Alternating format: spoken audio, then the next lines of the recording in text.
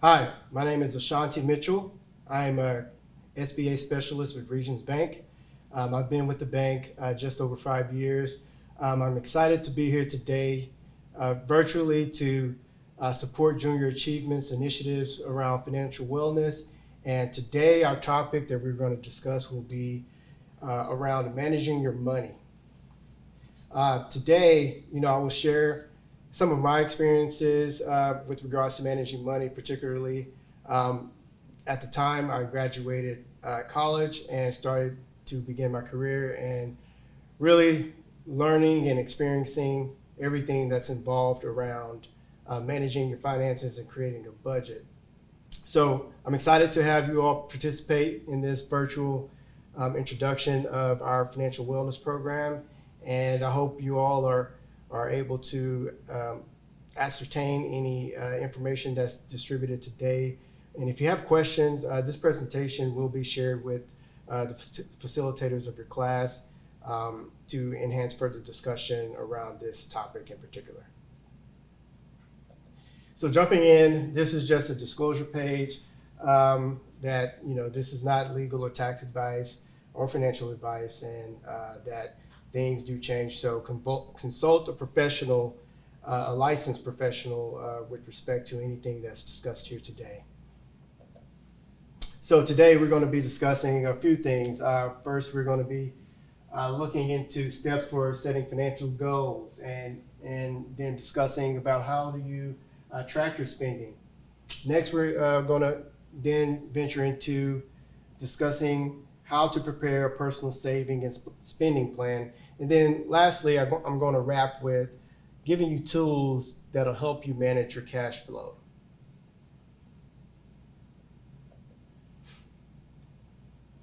So the question I have for you all here today, and your facilitators will be able to facilitate this in your classrooms, is why do you think it's important to set a financial goal?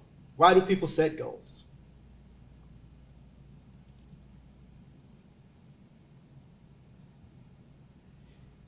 When I share this presentation, there will be a video for you all to watch that'll give you basic information about setting the goal setting process and understanding why it's important to set up a plan so that you can achieve the goals that you have set for yourself with respect to your financial planning.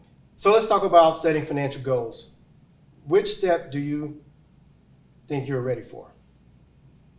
Identify your goals, organizing your goals, educating yourself, or evaluating your process. So for me, in my experience coming out of college, I was excited. I had got my first job. It was now expected of me to support myself as an adult.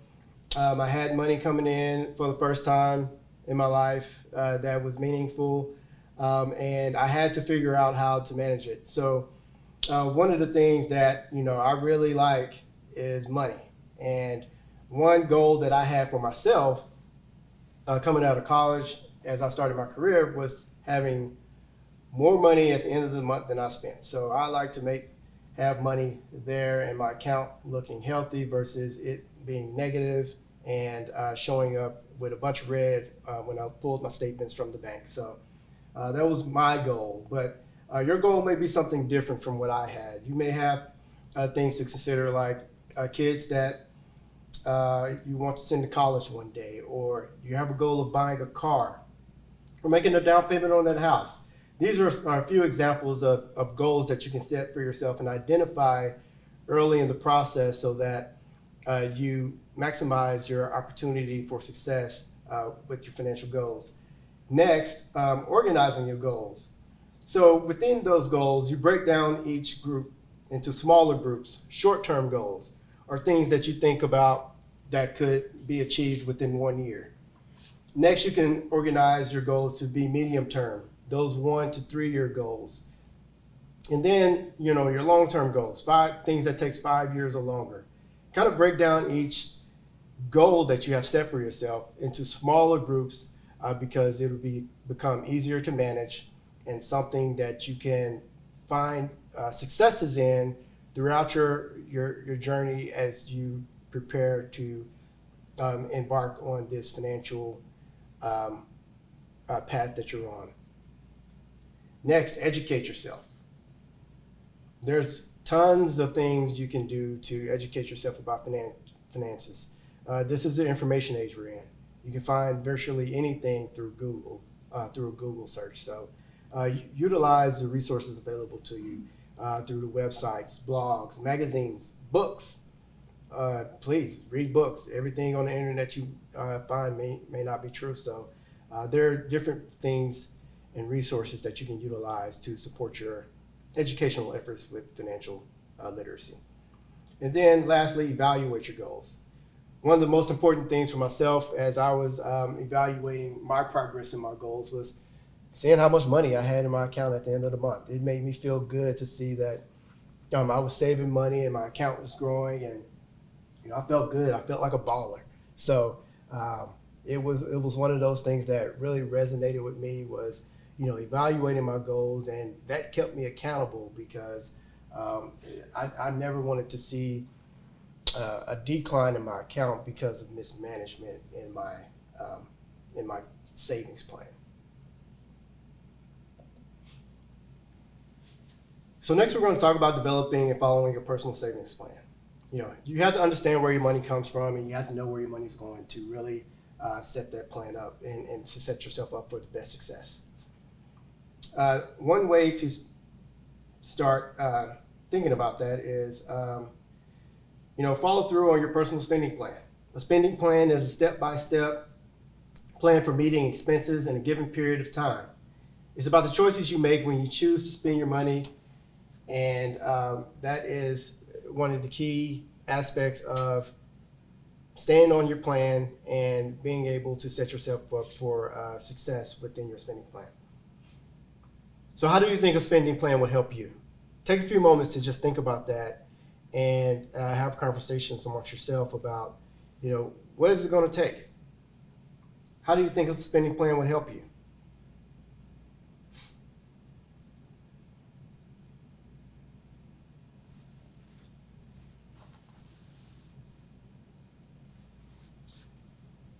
Thank you. In our next slide, what we're going to discuss is, where does your money go? So this is a simple spreadsheet that will help you understand where your expenses are going, where do you have obligations to make and meet so that you can sustain yourself responsibly.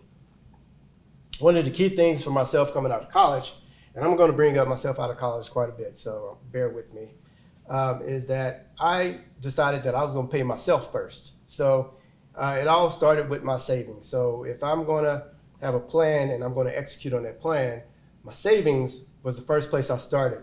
And then for my savings, I budgeted, the quality or standard of living I was going to have for myself after that. So, after my savings, my housing, the type of car I drove was going to be determined after the fact, not based on the money that I was making beforehand.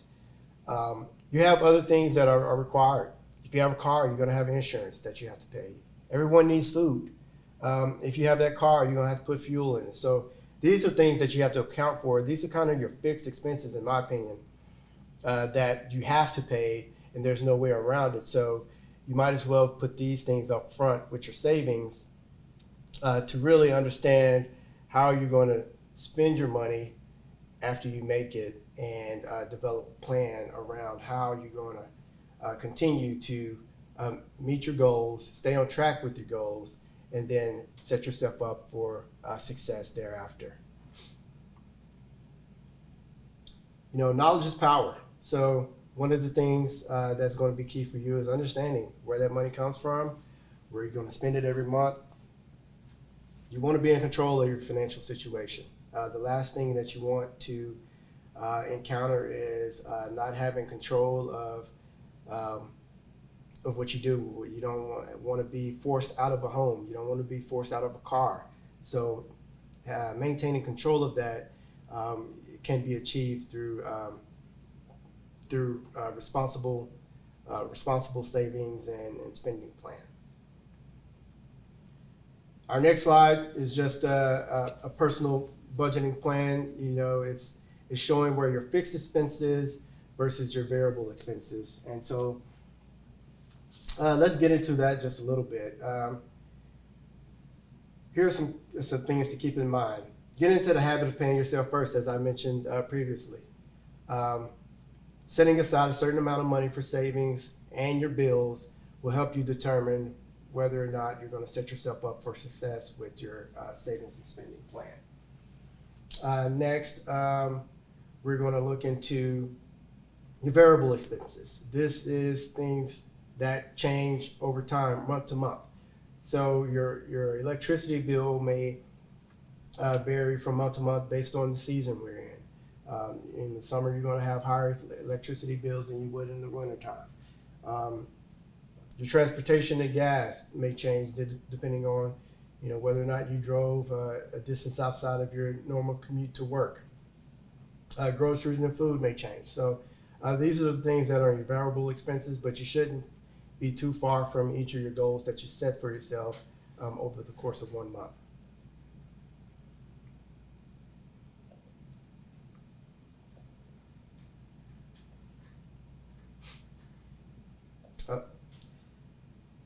So this is for the facilitator in your class. There's a small exercise that we typically provide in this case, where we can highlight a couple things. So a few things.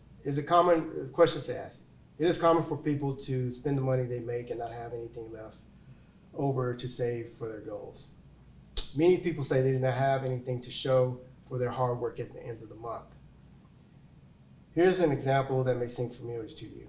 How often have you taken $20 out of the ATM at the end of the day, not knowing where it went? And the answer is typically almost certainly. So to be in control of your money, you must understand your cash flow. Cash flow is about the money you earn, spend, and save.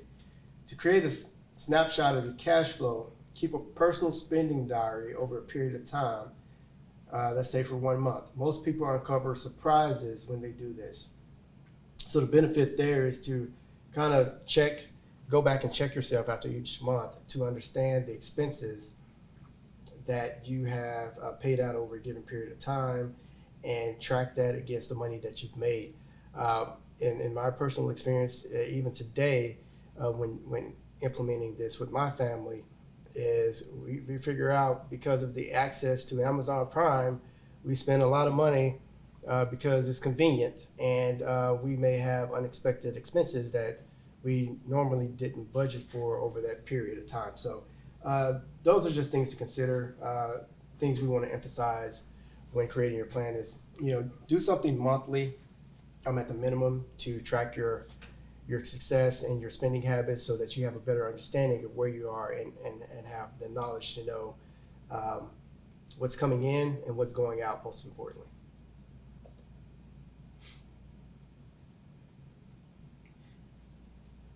This slide is just basic about a spending plan, the income portion. You have your wages. If you have other sources of income, this will be a place where you add that money into the equation.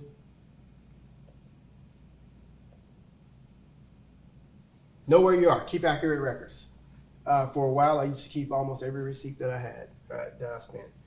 Made copies of it or saved it to my computer so that I could go back and check for errors within my bank statements, or to understand if there has been any fraud on my account. So I use this as a way to keep good records. It's also a best practice to maintain your tax records for 3 years. Preferably 7 after you've completed a tax return. So in the event that you're audited by the IRS, you want to make sure you have good records in place.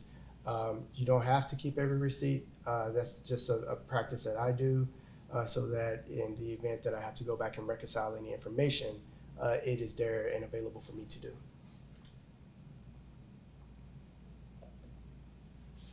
So what happens when you have more expenses than income? Can someone help in the class answer that question with your facilitator at this time? Take some time to discuss what happens, and then I'll go through some key things to give you insight into that.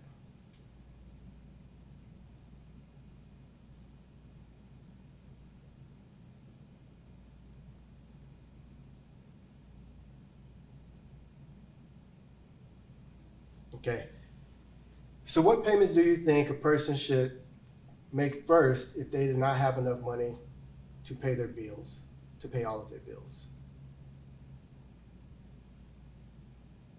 Usually it's very important to pay the necessary household expenses. For example, your rent, your mortgage, utilities, and food. We all need that to live and to remain somewhat comfortable. So it's more important to pay those things that you need versus paying for things that you want. You shouldn't sacrifice the roof over your head to ensure you have a good time with your friends at a party, or to take a trip that's going to put you in a financial bind at the end of the month.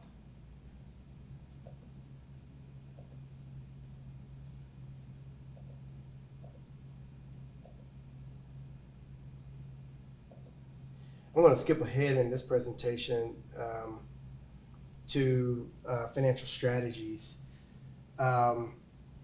paying off loans. So one of the things that I was adamant about when I left college was paying off any debts that I may have incurred during my time in college. Student loans, any credit cards. You know, a goal for me was to not be a slave to financial institutions or debtors. So I did everything I could to make sure, after I paid myself first and paid all my living expenses, is to put as much money as I could toward paying off debt. Now, the reason for that is that all debt has some sort of interest charge tied to it. And interest is the amount of money that you pay for every dollar that you borrow from someone else, whether it be a bank. If you have family like me, they charge you interest on money that they lend to you if you need it. So, or friends, or whomever it may be, to the local electronics store. You're going to pay interest on any money that you borrow. So my goal was to minimize any interest expense that I would have to pay out of pocket for borrowing money, and it was a goal of mine to make sure all of those debts were paid off as quickly as possible. Talk to your creditors if you're having trouble making payments. Get credit counseling if you have a severe situation where you're going to need help from outside sources to get your loans paid off, or set up a plan that allows you to maximize your cash flow throughout the month and continue to pay off your debt obligations.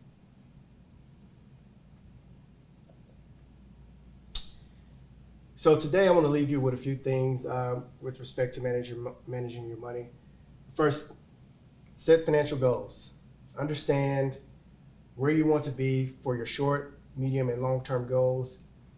Use your imagination here, because you can change things in the future, even if you made money mistakes in the past.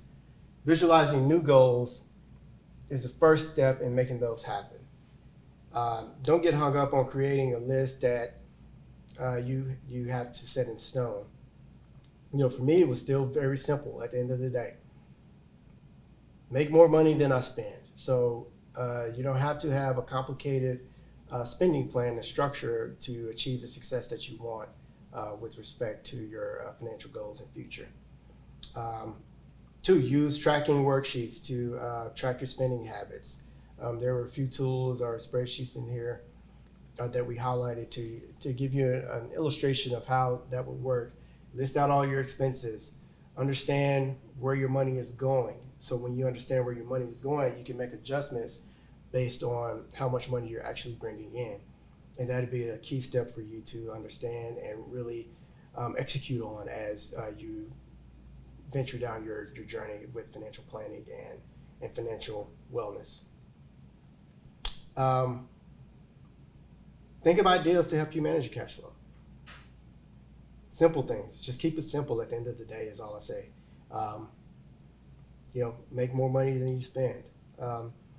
And find ways to either increase your income by taking on another job, making money off of hobbies that you love.